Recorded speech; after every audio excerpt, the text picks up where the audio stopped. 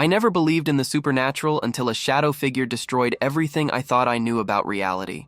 What I'm about to tell you happened 3 months ago in Portland, Oregon, and I swear on everything I hold dear that every word of this is true.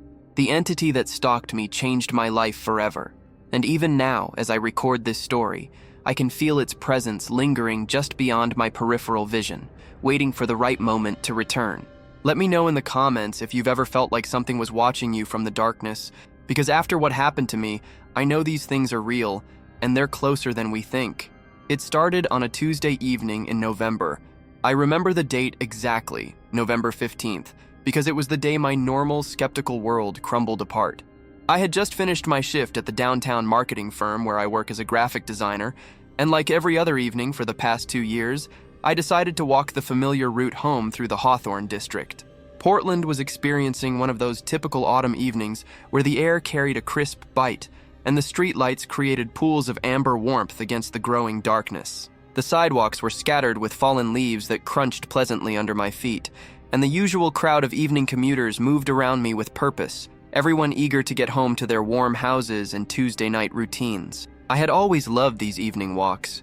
They gave me time to decompress from the day, to let my creative mind wander freely after 8 hours of client deadlines and corporate design constraints. The 30-minute journey from my office to my apartment on SE Division Street had become sacred to me, a daily meditation that helped transition my mindset from work mode to personal time. I knew every crack in the sidewalk, every storefront window, every tree that lined the familiar path. This was my neighborhood, my safe space, my completely predictable and comfortable routine. The first 15 minutes of my walk were perfectly normal. I passed the usual landmarks: the vintage bookstore with its hand-painted sign and perpetually cluttered windows, the coffee roaster that filled the air with rich, dark aromas even at closing time, the small park where dog owners gathered for evening socialization, and the row of colorful food carts that served as dinner destinations for young professionals like myself. I nodded to familiar faces, stepped around puddles left from the afternoon's light rain, and let my mind drift to the Netflix series I planned to binge-watch that evening. Everything changed when I reached the intersection of SE Hawthorne and 20th Avenue. As I waited for the pedestrian signal to change, I felt that peculiar sensation that every human being has experienced at some point in their life, the distinct feeling that someone is watching you. You know what I mean? That subtle shift in awareness, that prickling sensation between your shoulder blades, that instinctive knowledge that unseen eyes are focused on you with uncomfortable intensity. I turned my head casually to scan the surrounding area, expecting to see someone looking in my direction from across the street, or perhaps a fellow pedestrian who had recognized me from the neighborhood. Instead, I saw him. Standing approximately 50 feet behind me, perfectly still beneath a flickering streetlight, was a figure that defied immediate explanation. At first glance, he appeared to be a man, tall, perhaps 6 feet or slightly more, with a distinctly human silhouette. But something was fundamentally wrong with what I was seeing. The figure was completely black, not just wearing dark clothing, but actually absorbing light in a way that created a void in the shape of a person. He had no discernible features, no face that I could make out, no clothing details, no identifying characteristics whatsoever. He was like a human-shaped hole cut out of reality itself. The traffic light changed, and the pedestrian signal began its familiar countdown beep. Other people around me started moving across the intersection, but I remained frozen, staring at this impossible figure who seemed to be staring directly back at me. I blinked hard, rubbed my eyes, and looked again, certain that my vision was playing tricks on me, that this was simply someone wearing all black clothing who appeared strange due to the poor lighting conditions, or perhaps my own tired eyes after a long day at the computer. But when I focused my vision directly on him, he remained exactly as I had first perceived, a humanoid shadow that seemed to exist in 3 dimensions, while simultaneously appearing to have no substance whatsoever. Other pedestrians walked past him without acknowledgement, without seeming to notice his presence at all. Cars drove by, their headlights illuminating everything else in their path, but somehow failing to properly illuminate this figure who stood directly in their beam. The countdown signal reached 0, and the intersection began its cycle for cross-traffic. I realized I had missed my opportunity to cross and would have to wait for another full cycle. When I looked back to where the shadow figure had been standing, he was gone, completely gone. I scanned the entire area, the sidewalk behind me, the storefronts, the recessed doorways where someone might quickly hide, but saw nothing unusual. The streetlight that had been flickering during my initial sighting now burned steadily, illuminating empty concrete and scattered autumn leaves. I tried to rationalize what I had seen. Portland has a significant homeless population, and it wasn't unusual to encounter people in various states of mental health crisis or substance influence. Perhaps someone wearing dark clothing had been behaving erratically, and my tired brain had misinterpreted their appearance. Maybe the flickering streetlight had created visual distortions that made a perfectly normal person appear strange and threatening. These explanations felt reasonable, logical, and infinitely preferable to the alternative possibility that was already forming in the back of my mind.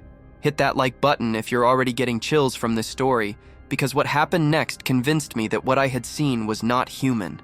The light changed again, and I crossed the intersection quickly, eager to continue my journey home and put this strange encounter behind me. But as I walked, that feeling of being watched persisted and intensified. Every few steps I found myself glancing over my shoulder, checking doorways and shadows, scanning the faces of other pedestrians for anything unusual. The comfortable familiarity of my neighborhood route had been replaced by hypervigilance and growing anxiety. 3 blocks later, as I turned onto SE Division Street for the final stretch home, I saw him again. This time, the shadow figure was standing directly under a bright LED streetlight outside the popular pizza restaurant that anchored the corner. The lighting should have made any person clearly visible, should have revealed clothing details, facial features, skin tone, anything that would identify him as a normal human being. Instead, the bright illumination seemed to make his darkness more pronounced, more absolute. He appeared to be absorbing the light around him, creating a void that hurt to look at directly. He was closer now, perhaps 30 feet away instead of 50, and he was definitely facing in my direction. Although I couldn't see his face, couldn't make out eyes or other features, I felt with absolute certainty that he was looking directly at me. The sensation was unlike anything I had ever experienced. A cold, invasive feeling that seemed to penetrate beyond my physical body and touch something deeper, something vulnerable and essential within me. This time, I didn't hesitate to look directly at him, determined to understand what I was seeing. The moment my eyes focused on his position, I felt a wave of overwhelming dread wash over me. It was as if every primitive survival instinct I possessed suddenly activated simultaneously, flooding my system with adrenaline and the urgent screaming need to run. My heart began pounding so violently that I could hear my pulse in my ears, and my hands started trembling uncontrollably. The shadow figure began to move. He took 1 step toward me, then another, moving with a gliding motion that seemed to ignore the normal mechanics of human locomotion. There was no visible leg movement, no shifting of weight from one foot to another, no natural rhythm of human walking. He simply advanced in my direction with smooth, deliberate progress that defied physical explanation. I didn't wait to see more. Every instinct I possessed screamed at me to run, and for the first time in my adult life, I listened to that primitive voice without question or hesitation. I turned and sprinted the remaining 4 blocks to my apartment building, running faster than I had since high school track practice, not caring who might see me or what they might think of a grown man fleeing in terror from something they couldn't see. When I reached my building, I fumbled frantically with my keys, dropped them twice on the front steps, and finally managed to unlock the security door with hands that shook so violently I could barely maintain my grip. I stumbled into the lobby, slammed the door behind me, and stood with my back pressed against the glass, breathing heavily and staring out at the street I had just fled. The sidewalk was empty. Normal evening foot traffic moved past my building. Couples walking dogs, individuals heading to dinner destinations, the usual neighborhood activity. There was no sign of the shadow figure who had pursued me. No indication that anything unusual had occurred. As my heart rate slowly returned to normal and the adrenaline began to fade from my system, rational thought started to reassert itself. What had I actually seen? A person in dark clothing who had been walking in the same direction I was traveling. Someone whose appearance had been distorted by poor lighting conditions and my own tired perception. Had I perhaps experienced some kind of brief psychological episode brought on by stress, fatigue, or unknown medical factors? These questions followed me up 3 flights of stairs to my apartment, where I double-locked the door, closed all the curtains, and spent the rest of the evening trying to convince myself that what I had experienced was nothing more than an overactive imagination combined with unfortunate lighting conditions. But deep down, in a part of my consciousness that predated logic and rationalization, I knew that something genuinely supernatural had occurred. Something had been watching me, following me, studying me with an intelligence and malevolent intent that no normal human being possessed. And as I lay in bed that night, staring at the ceiling and jumping at every small sound from the street below, I couldn't shake the feeling that my encounter with the shadow figure was far from over. Comment below what you think this shadow figure wanted from me, because what happened over the following days proved that it had no intention of leaving me alone. The next 3 days passed without incident, and I began to convince myself that Tuesday night had been an isolated experience, a perfect storm of fatigue, poor lighting, and overactive imagination that had created something supernatural out of perfectly normal circumstances. I returned to my regular routine, took the same walking route home from work, and even made a point of looking carefully at the locations where I had seen the shadow figure, finding nothing unusual or threatening in daylight examination. By Friday evening, I was feeling confident and slightly embarrassed about my dramatic reaction to what had obviously been a case of mistaken perception. I had even planned to tell the story to my coworkers as a humorous example of how stress can play tricks on the mind, turning an ordinary pedestrian into a supernatural stalker through nothing more than poor lighting and an overactive imagination. That confidence evaporated completely when the shadow figure appeared in my apartment. I had just finished eating dinner and was settling onto my couch to continue watching a documentary series about urban development when I caught movement in my peripheral vision. Without thinking, I turned my head toward the kitchen doorway, and there he was, the same impossible figure I had encountered on the street, standing motionless in the entrance to my kitchen, approximately 15 feet away from where I sat. In the warm, bright lighting of my apartment, he appeared even more unnatural and disturbing than he had under the streetlights. The shadow figure maintained his human shape and proportions, but the darkness that comprised his form seemed to have depth and dimension that defied physical explanation. He wasn't simply wearing black clothing or standing in shadow. He was shadow, a three-dimensional absence of light that somehow maintained cohesive form and apparent substance. Let me know in the comments if you've ever seen something that your brain couldn't process, because that's exactly what was happening to me in that moment. I sat completely still, my dinner forgotten, my documentary playing unwatched in the background, every muscle in my body tensed for fight or flight response. The shadow figure stood equally still, and although I couldn't see his face or eyes, I felt his attention focused on me with laser intensity. The silence in my apartment became oppressive, broken only by the narrator's voice from the television and the sound of my own increasingly rapid breathing. Minutes passed. I don't know how many exactly, but it felt like an eternity of mutual observation and assessment. Then, slowly and deliberately, the shadow figure took one step into my living room, crossing the threshold from the kitchen with that same gliding motion I had observed on the street. The floorboards beneath him didn't creak, despite the fact that my apartment's old hardwood floors protested audibly under any normal footstep. That single step toward me broke whatever spell had kept me frozen in place. I lunged off the couch, grabbing my phone from the coffee table, and ran to the opposite corner of the room, pressing my back against the wall while keeping the shadow figure in my direct line of sight. My hands shook as I fumbled with my phone, not sure who I could possibly call or what I would say, but needing some connection to the normal world outside my apartment. "What do you want?" I heard myself ask, my voice cracking with fear and disbelief at the fact that I was actually speaking to this impossible presence. "Who are you? What are you?" The shadow figure didn't respond, didn't acknowledge my questions in any way, but he took another step forward, then another. Each movement brought him closer to my position in the corner, and with each step, the temperature in my apartment seemed to drop noticeably.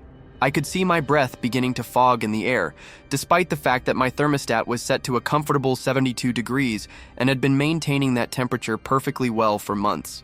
I tried to call 911, but my phone screen remained black and unresponsive despite multiple attempts to power it on. The device had been working perfectly moments before, showing a full battery charge and strong signal strength, but now it appeared to be completely dead. The television behind me continued playing normally, so the power in my apartment hadn't failed, but somehow my phone had ceased to function at the exact moment I needed it most. The shadow figure continued his advance, and I realized that I was effectively trapped in the corner with nowhere to retreat. He was now less than 10 feet away, close enough that I could see the absolute darkness that comprised his form was not uniform. There were subtle variations in depth and intensity, swirling patterns that suggested movement within the shadow itself, as if he was composed of countless smaller shadows that moved independently while maintaining his overall human shape. The cold in my apartment had become so intense that I was shivering uncontrollably, and my breath was now creating visible clouds with every exhalation. I could feel the chill penetrating through my clothing, through my skin, settling into my bones with an unnatural cold that had nothing to do with ambient temperature and everything to do with the supernatural presence standing before me. "Please," I whispered, not knowing what I was asking for, but desperate to communicate with this entity that had invaded my home and my life. "Please, just leave me alone. I don't know what you want, but please just go away." For the first time, the shadow figure responded to my words. He tilted his head slightly to one side, a gesture that was unmistakably human in its curiosity and attention, but which somehow conveyed a sense of intelligence that felt ancient, malevolent, and utterly alien. The movement was subtle but clearly deliberate, an acknowledgement that he had heard me, understood me, and was considering my plea with something that might have been amusement. Then he raised one arm and pointed directly at me. The gesture was simple, unmistakable, and terrifying in its implications. This entity, whatever it was, wasn't randomly haunting my apartment or appearing by coincidence. He was here specifically for me, had chosen me for reasons I couldn't understand, and was making it clear that my pleas for him to leave would not be honored. Hit the subscribe button if you want to hear more terrifying encounters like this, because what happened next convinced me that this entity had been studying me for much longer than I realized. The moment he pointed at me, images began flooding my mind. Not visual hallucinations, but actual memories that I hadn't thought about in years. I saw myself as a child, walking home from elementary school through my neighborhood in Cleveland, Ohio. I remembered the strange feeling of being followed that had plagued me throughout my childhood. The sensation of unseen eyes watching me from windows, doorways, and shadows. I recalled the nightmares that had disrupted my sleep for months when I was 8 years old. Dreams of a dark figure standing at the foot of my bed, watching me with patient malevolence. As these memories surfaced, I realized with growing horror that this wasn't the first time I had encountered this entity. The shadow figure had been with me, watching me, following me for decades. Every instance of unexplained dread I had experienced, every moment when I had felt observed by unseen presence, every childhood fear of the dark that I had dismissed as normal developmental anxiety, it had all been him, patiently stalking me through different stages of my life, waiting for the right moment to reveal himself fully. The realization hit me like a physical blow. This entity had been studying me for potentially my entire life, learning my patterns, my fears, my vulnerabilities.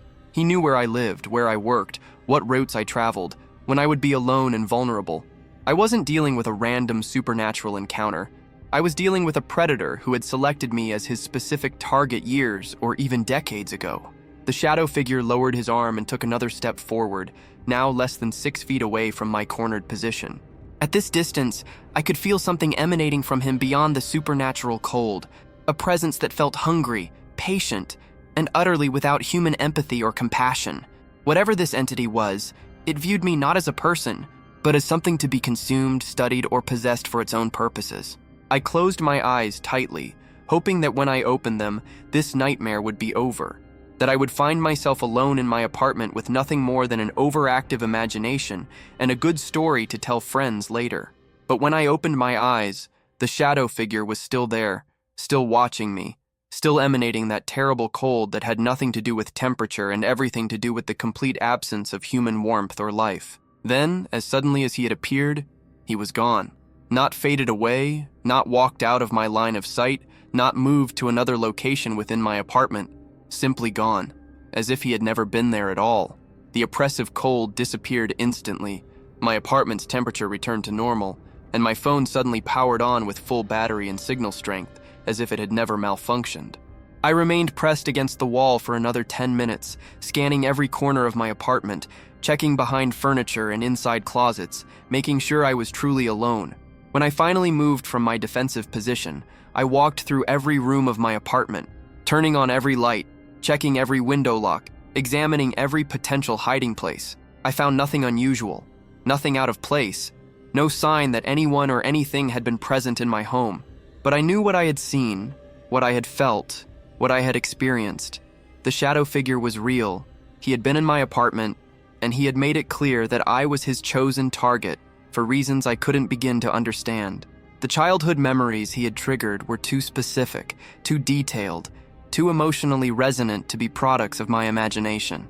This entity had been with me for most of my life, and for the first time, he was revealing himself openly. Share this video with someone who loves horror stories, because what I experienced over the next few days proved that the shadow figure's visit to my apartment was just the beginning of something much more terrifying. That night, I didn't sleep at all. I sat on my couch with every light in my apartment turned on, holding a baseball bat I had retrieved from my closet, watching for any sign of the shadow figure's return. Every sound from the street below made me tense with anticipation. Every creak of the old building settling made me grip the bat tighter. Every movement I caught in my peripheral vision sent my heart racing with terror that he had returned. He didn't appear again that night, but I could feel his presence lurking just beyond the edges of my perception, patient and watchful, waiting for the right moment to continue whatever game he was playing with me. And as the sun finally rose over Portland and normal morning activity began on the street below my apartment, I realized that my life had fundamentally changed. I was no longer living alone. I was sharing my existence with a supernatural predator who had claimed me as his own. The shadow figure had escalated from street encounters to home invasion, and I had no idea how to protect myself from an entity that could appear and disappear at will, that could shut down electronic devices with his presence, and that had apparently been stalking me for decades without my conscious awareness. What happened over the following week would prove that this supernatural stalker had no intention of remaining a passive observer.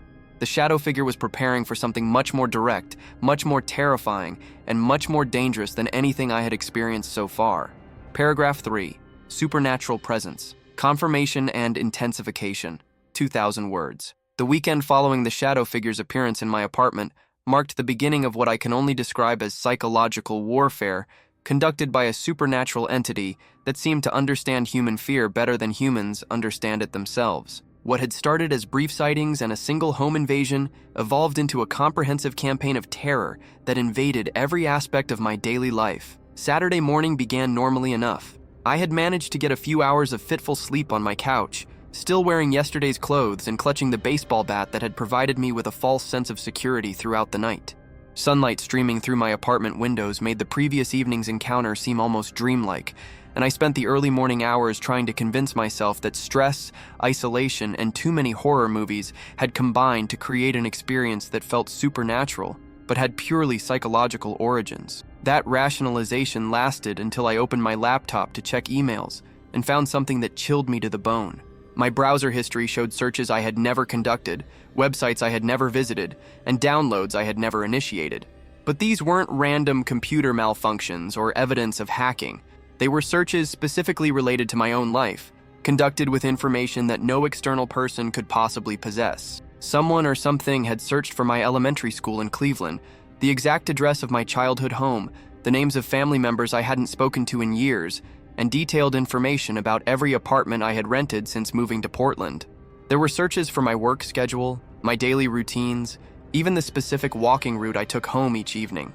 Most disturbing of all, there were searches for information about supernatural stalking, shadow people behavior patterns, and methods that entities use to psychologically torment their chosen targets. Let me know in the comments if you've ever discovered that someone had been researching your entire life without your knowledge, because seeing that browser history made me realize that this entity's interest in me was far more comprehensive and terrifying than I had imagined. I immediately ran virus scans, checked for malware, and even called my internet service provider to report possible hacking, but all technical diagnostics came back completely normal. My computer showed no signs of external intrusion, no evidence of remote access, no indication that any human being had gained unauthorized access to my system. Yet the searches were there, time-stamped throughout the previous night while I had been sitting on my couch, watching for the shadow figure's return. The implications were clear and terrifying. This entity didn't just exist in our physical world, he could interact with electronic systems, access digital information, and conduct research on his targets using methods that defied normal understanding of how supernatural beings operate. The shadow figure wasn't just a passive presence that appeared and disappeared.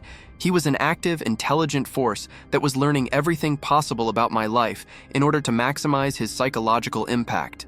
I spent Saturday morning deleting the browsing history and changing every password I could think of, but I knew these precautions were ultimately meaningless against an entity that could access my computer through supernatural means rather than conventional hacking.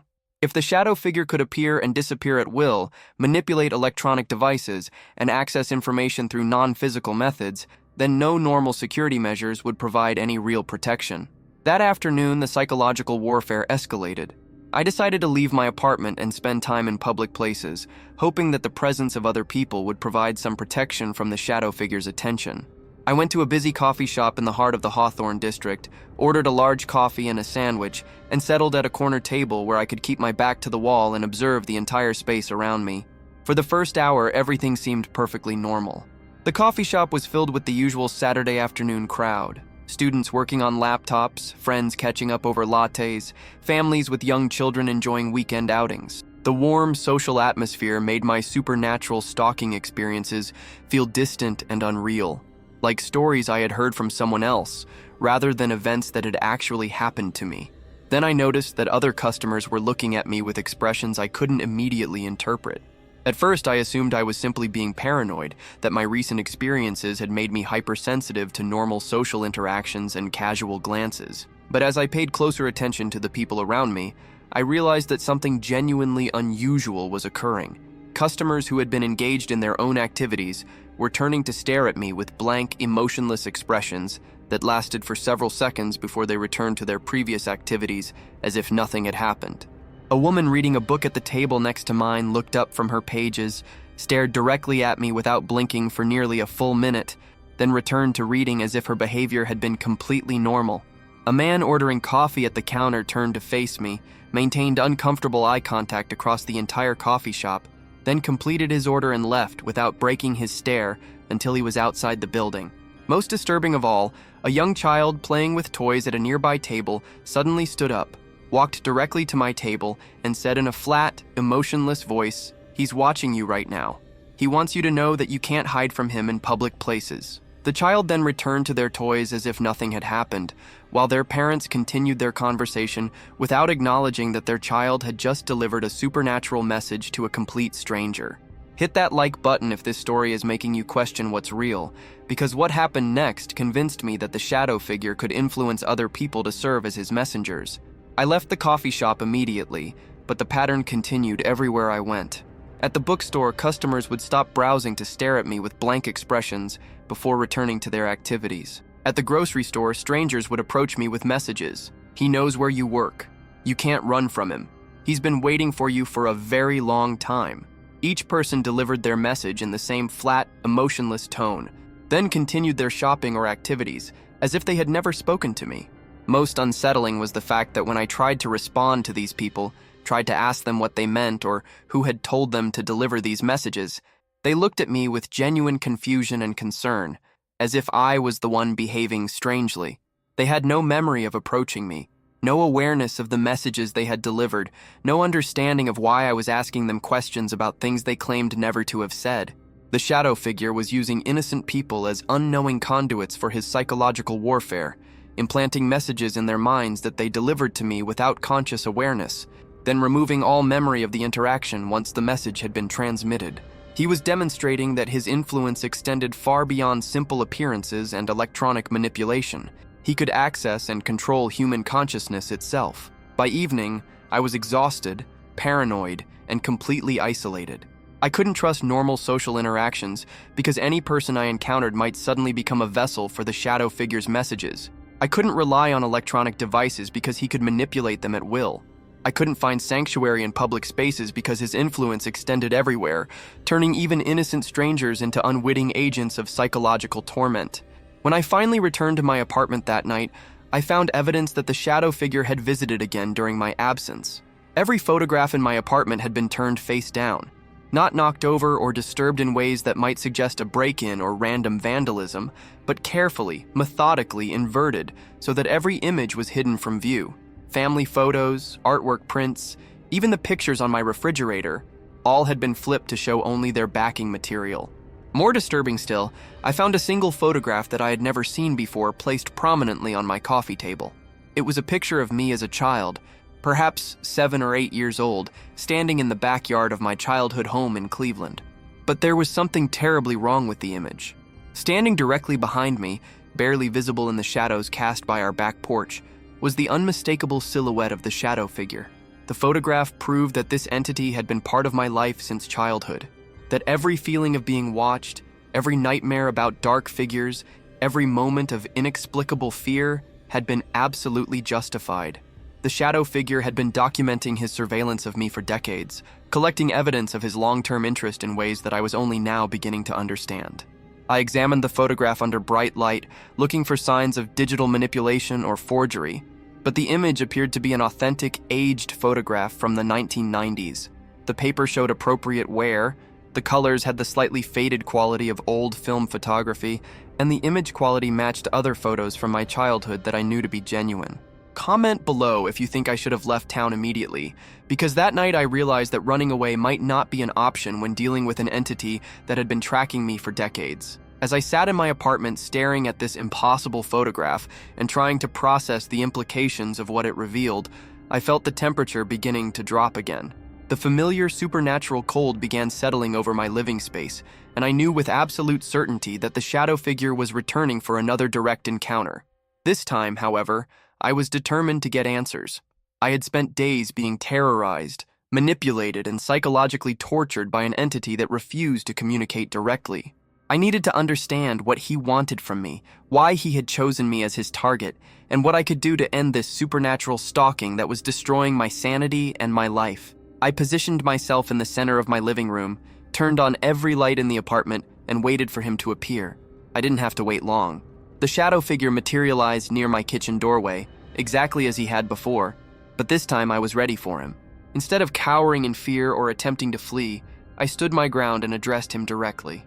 "I know you've been following me since I was a child," I said, my voice steady despite the terror coursing through my veins. "I found the photograph. I know you've been watching me for decades. What do you want from me?" The shadow figure remained motionless for several seconds, and I could feel his attention focused on me with that same invasive intensity I had experienced before. Then slowly, he began to move closer, but this time his approach felt different, less predatory, more communicative. When he was approximately 6 feet away from me, he stopped and raised his arm again, but instead of pointing at me as he had before, he gestured toward the photograph on my coffee table. Then he turned and walked, that same gliding, unnatural walk, toward my bedroom. Against every survival instinct I possessed, I followed him. My bedroom was ice cold, and I could see my breath forming clouds in the frigid air. The shadow figure stood next to my bed, and as I watched, he slowly extended his arm and pointed directly at the wall above my headboard.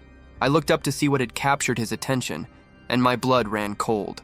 Written on the wall in what appeared to be frost or condensation, spelled out in letters that seemed to form even as I watched, was a single word: chosen. As soon as I read the word, images began flooding my mind again, but these weren't memories from my own life. I was seeing glimpses of other people, other targets that the shadow figure had stalked throughout what seemed to be decades or even centuries. I saw a woman in 1950s clothing, cowering in a farmhouse kitchen, while the shadow figure watched from her doorway.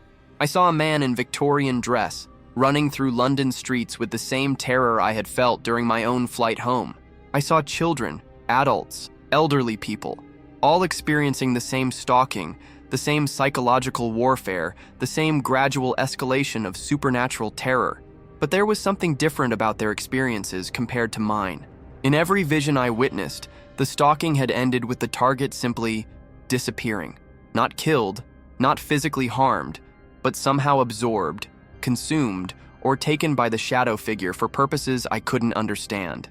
The realization hit me like a physical blow. I wasn't the shadow figure's first victim, and I wouldn't be his last. He was a supernatural predator who selected specific individuals for extended stalking periods, studying them, terrorizing them, and ultimately claiming them for some unknown purpose. The word chosen on my wall wasn't a threat. It was a declaration of ownership. Paragraph 4. The final confrontation and revelation. 2,000 words.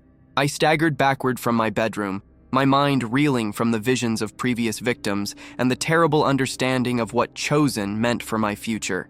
The shadow figure followed me back into the living room, his presence somehow feeling even more oppressive and malevolent now that I understood the true scope of his supernatural predation. "Why me?" I managed to ask, my voice barely above a whisper. "What makes someone chosen? What do you want?" For the first time since our encounters began, The shadow figure responded in a way that felt like actual communication. He didn't speak. I'm not sure he was capable of speech in any conventional sense, but images and impressions began flowing directly into my consciousness, bypassing my normal senses entirely. I saw myself as a child again, but this time from his perspective, from the shadow figure's point of view as he watched me over the years. He showed me moments when I had been alone, vulnerable, afraid, times when my emotional state had somehow called out to him like a beacon, children who felt abandoned, adults who experienced profound isolation, individuals who lived with deep-seated fears and anxieties. These were the people who attracted his attention. But there was more to the selection process than simple vulnerability. The shadow figure was drawn to people who possessed what I can only describe as a specific type of spiritual sensitivity, individuals who could perceive supernatural phenomena, who were naturally attuned to the presence of entities like himself. He needed targets who could see him, fear him, interact with him on the level necessary for whatever feeding or energy absorption process he required to maintain his existence. Don't forget to ring that notification bell, because the truth about what this entity actually wanted was more terrifying than I could have imagined. The visions continued, showing me the gradual process by which he claimed his chosen targets. It began with brief sightings, progressed to more direct encounters, escalated to home invasions and psychological manipulation, and ultimately culminated in a final confrontation where the target was given a choice: submit willingly to whatever process allowed him to consume or absorb their spiritual essence, or resist and be taken by force. Those who submitted experienced a relatively quick and painless transition into whatever state of existence the shadow figure represented. Those who resisted faced weeks or months of increasingly intense supernatural torment until their will to fight was completely broken, after which they were claimed anyway, but only after enduring prolonged psychological torture that seemed to enhance the shadow figure's feeding process. I was seeing this explanation because I had reached the final stage of his stalking pattern. The shadow figure was offering me the same choice he had presented to countless victims over the decades or centuries of his existence: surrender willingly or be taken by force after enduring escalated supernatural warfare designed to break my spirit completely. "I won't submit to you," I said, surprised by the strength in my own voice. "I don't care what you do to me. I won't let you take me willingly."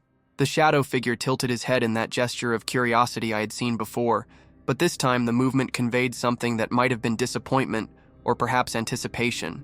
He had clearly expected my refusal. In fact, the visions had suggested that very few of his chosen targets submitted without resistance. My defiance wasn't unexpected. It was simply the beginning of the final phase of his claiming process.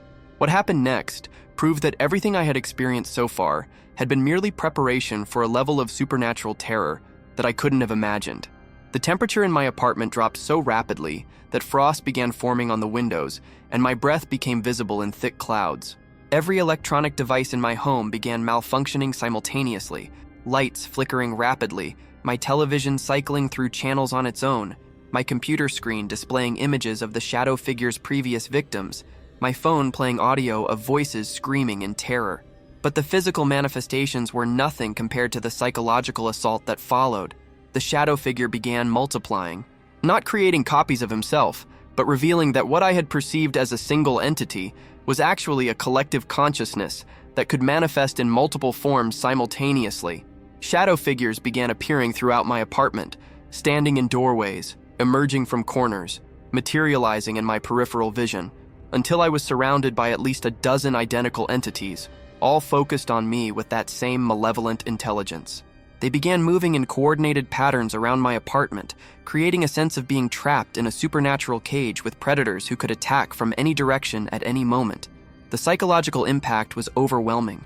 Everywhere I looked, I saw the same terrifying presence, the same absolute darkness, the same patient hunger waiting for my resistance to crumble. The multiple shadow figures started communicating with each other, not through sound, but through some form of telepathic connection that I could partially perceive. They were discussing strategies for breaking down my psychological defenses, sharing observations about my fear responses, coordinating their approach to maximize the terror they were inflicting. Make sure to subscribe for more true supernatural encounters, because what I learned about fighting back against these entities might save your life if you ever face something similar. As the supernatural assault intensified, something unexpected began happening within my own consciousness. The terror and helplessness I had been feeling for days suddenly transformed into anger. Not just normal human anger, but a deep, primal rage at being stalked, terrorized, and marked for consumption by entities that viewed human beings as nothing more than prey. That anger seemed to have an effect on the shadow figures that I hadn't anticipated. The closest one took a step backward, and for the first time, his absolute darkness flickered slightly, as if my emotional state was somehow interfering with his ability to maintain his supernatural form. I focused on that rage, fed it with memories of every moment of terror he had inflicted on me, every night of sleepless fear, every moment when innocent people had been turned into unwilling messengers for his psychological warfare. The anger grew stronger, hotter, more focused, and with each surge of rage, the shadow figures became slightly less solid, slightly less overwhelming in their presence. It was then that I remembered something from the visions he had shown me. In every case where a target had been claimed, they had ultimately succumbed to fear, despair, or resignation. I had seen no examples of victims who had maintained their anger, their defiance, their absolute refusal to submit regardless of the consequences. The shadow figures had spent centuries perfecting their ability to instill terror, but they had no effective countermeasures against a target who transformed that terror into weaponized rage. I began speaking directly to them, pouring all of my anger and defiance into words. You picked the wrong person this time. I've spent my whole life being afraid of things I couldn't see, couldn't understand, couldn't fight back against. But now I can see you. I do understand what you are, and I will fight you until one of us is destroyed completely. The effect was immediate and dramatic. Several of the shadow figures began flickering more rapidly, their forms becoming unstable and difficult to maintain. The supernatural cold in my apartment began to recede, and the electronic malfunctions started to subside. But the primary shadow figure, the one who had been stalking me from the beginning, seemed to be growing stronger and more solid as his companions weakened. I realized that this was some form of supernatural hierarchy. The multiple entities I was seeing were extensions or lesser manifestations of a single, much more powerful consciousness that was now consolidating its energy into a final, desperate attempt to claim me. The other shadow figures began dissolving back into darkness, their energy flowing into the primary entity, who grew larger, more substantial, more terrifying as he absorbed their combined supernatural power. Within moments, I was facing a single shadow figure who was now nearly 7 feet tall, radiating cold and malevolence with an intensity that made my previous encounters seem like minor inconveniences. This was the true form of the entity that had been stalking me. Not just a supernatural predator, but an ancient consciousness that had been claiming human victims for potentially centuries, growing stronger with each absorption, becoming more sophisticated in its hunting methods with each successful kill. But something had gone wrong with his latest hunt. My refusal to submit, combined with my ability to transform terror into anger, had disrupted his claiming process in a way that he had never encountered before. He had revealed his true nature and consolidated his power for what should have been an effortless final victory, only to discover that his intended victim was still fighting back with increasing rather than decreasing effectiveness. The shadow figure raised both arms and pointed at me, and I felt a pulling sensation unlike anything I had ever experienced, as if something essential within me was being drawn toward him, trying to separate from my physical body and flow into the supernatural void that comprised his being. This was how he claimed his victims. Not through physical violence, but through some form of spiritual extraction that pulled the consciousness, the soul, the essential life force out of his targets and absorbed it into his own collective existence. I could feel parts of myself beginning to respond to that supernatural pull, could sense my own spiritual essence beginning to loosen its connection to my physical form.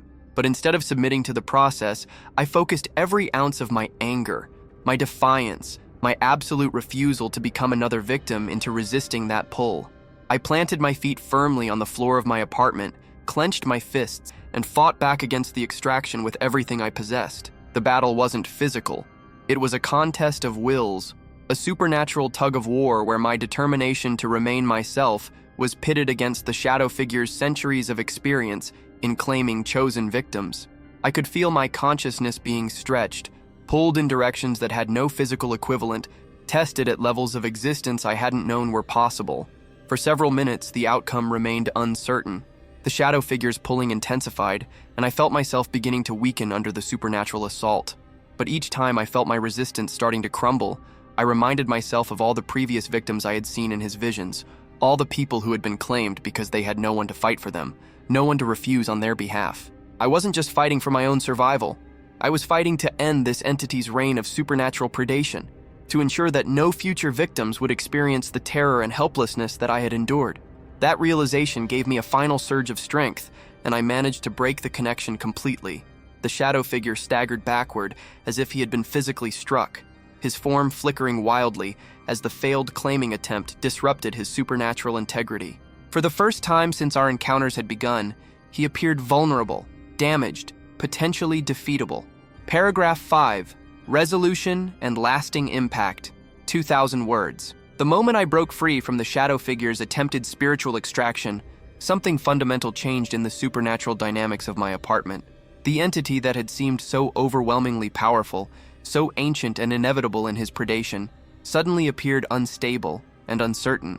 His form continued to flicker rapidly, shifting between solid darkness and something more translucent, more fragile. I realized that the shadow figure's power had been built upon centuries of successful claims, each absorbed victim adding to his supernatural strength and sophistication. But my successful resistance had disrupted that accumulated power in ways that went beyond simple defiance. By refusing to be claimed, I had essentially damaged the supernatural infrastructure that allowed him to exist and hunt in our reality. The pulling sensation had completely ceased, and I could feel my own spiritual essence settling back into its proper connection with my physical form. But more than that, I could sense that the shadow figure was no longer capable of attempting another extraction. His failed claiming had cost him more energy than he could easily recover, and his supernatural presence in my apartment was becoming increasingly difficult for him to maintain. "You're weakening," I said, stepping toward him instead of backing away for the first time since our encounters had begun. "That's what happens when you fail to claim a chosen victim, isn't it? You lose more than just the energy you would have gained. You lose some of what you already had." The shadow figure didn't respond, but his form flickered more violently, and I caught glimpses of something underneath the absolute darkness, brief flashes of what might have been a human face, features that suggested this entity had once been mortal before becoming whatever supernatural predator he had evolved into. Those glimpses triggered another series of visions, but these were different from the previous communications he had forced into my consciousness. These seemed to be involuntary, leaking from his damaged psychic defenses as his control over his own supernatural nature continued to deteriorate. I saw the shadow figure's origin story, not as a naturally occurring supernatural entity, but as a human being who had been consumed by something even more ancient and malevolent centuries ago. However, unlike other victims who had been completely absorbed and destroyed, this individual had somehow retained enough of his consciousness to eventually take control of the entity that had claimed him. Over decades, then centuries, he had transformed from victim to predator, learning to hunt and claim other humans to maintain and strengthen his supernatural existence. But the process had required him to claim a new victim at regular intervals to sustain himself. Each failed claim weakened him significantly, and too many failures would eventually result in his own spiritual dissolution, the same fate he had inflicted on countless others over the centuries of his existence. Let me know in the comments if you think justice was finally being served, because what happened next proved that supernatural predators aren't as invincible as they want their victims to believe. My successful resistance had initiated a countdown toward his destruction. Unless he could claim a replacement victim within a relatively short time period, his accumulated spiritual energy would begin dissipating, and he would face the same spiritual dissolution that had befallen all of his previous targets. But there was a critical difference in his situation compared to his previous failed claims. I wasn't just a victim who had escaped.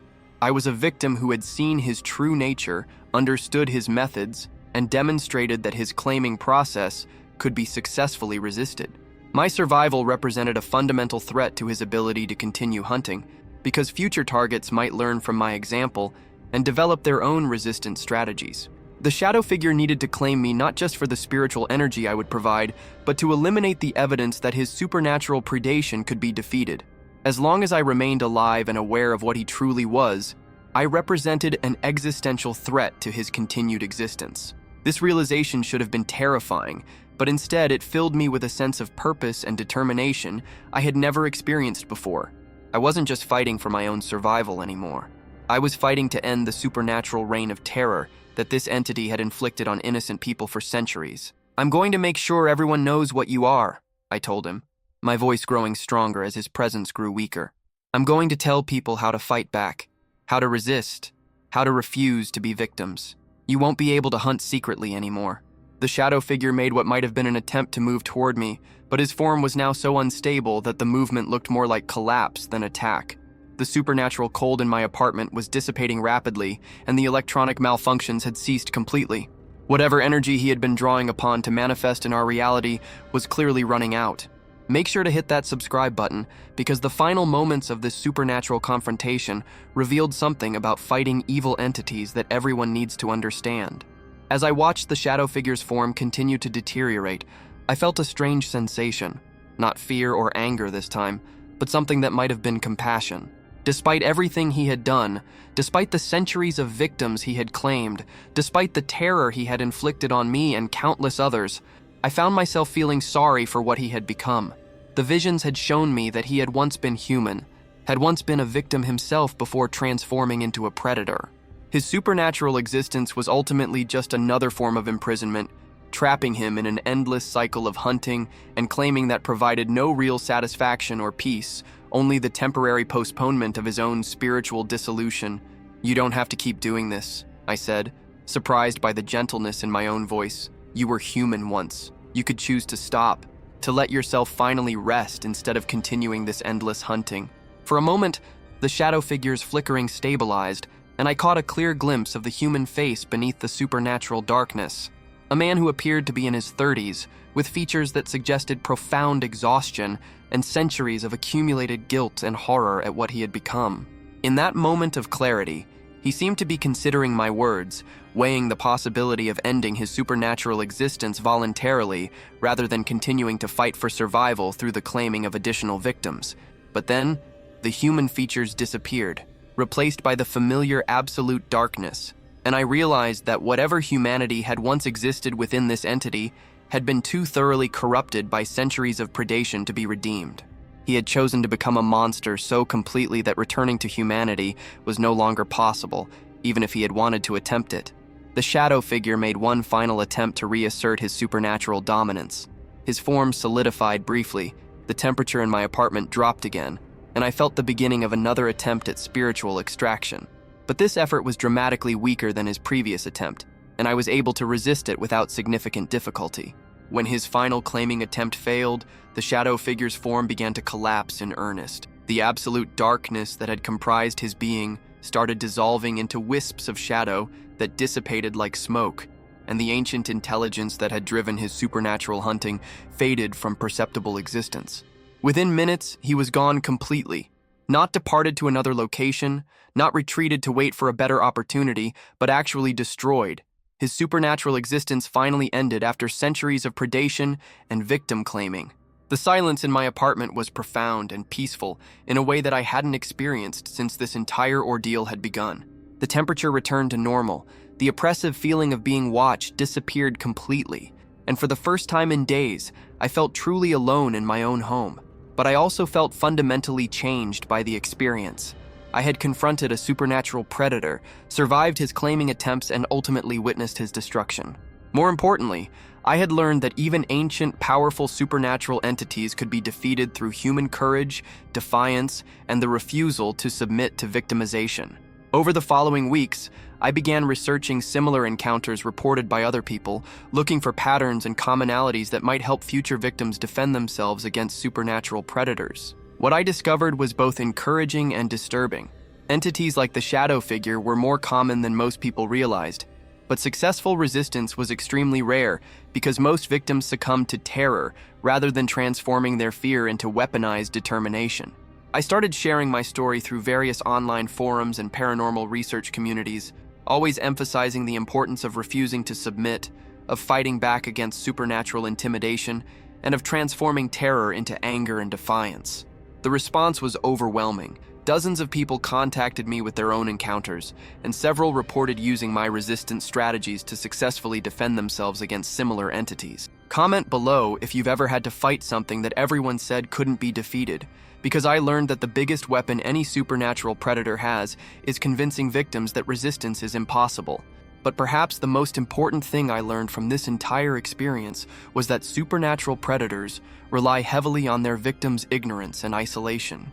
The shadow figure had been successful for centuries, partly because his victims never knew what they were facing, never understood that resistance was possible, and never had examples of successful defiance to guide their own responses.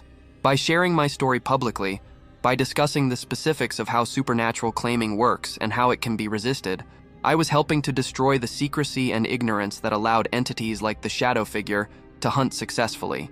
6 months have passed since the shadow figure's destruction, and I haven't experienced any supernatural encounters or signs of paranormal attention. My life has returned to normal in most respects. I still work at the same marketing firm, still take evening walks through the Hawthorne district, still live in the same apartment where these events occurred.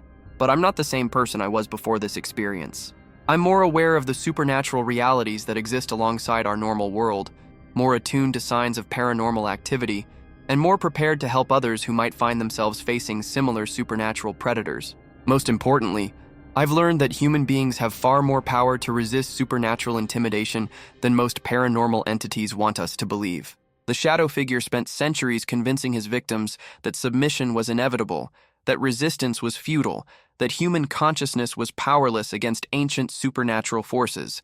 The truth is exactly the opposite. Human will, human defiance, and human refusal to accept victimization are among the most powerful forces in any reality, natural or supernatural. We are not helpless prey for paranormal predators. We are spiritual beings with our own forms of power and protection, and when we choose to fight back, even ancient entities can be defeated. If you're watching this video because you've had your own supernatural encounters, remember that you have choices, you have power, and you have the ability to refuse to be anyone's victim, regardless of how ancient or powerful they might appear to be. Make sure you're subscribed for more real paranormal encounters and supernatural defense strategies, and let me know in the comments what you think about this story.